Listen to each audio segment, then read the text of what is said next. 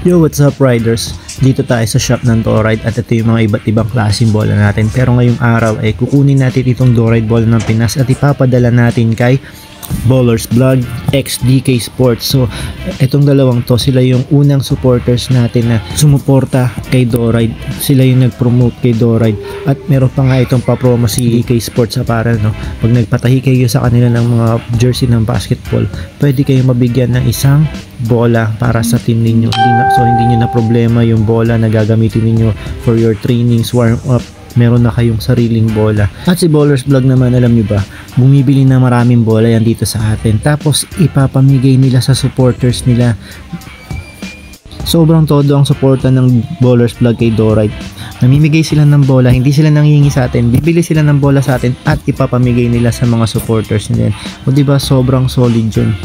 Grabe din talaga yung pagpopromote ni Ballers Vlog kay Doride, kaya sila yung deserving na makareceive talaga ng isang Doride bola ng Pinas. So para sa Ballers Vlog at kay DK Sports, kay Coach Arvin, maraming salamat.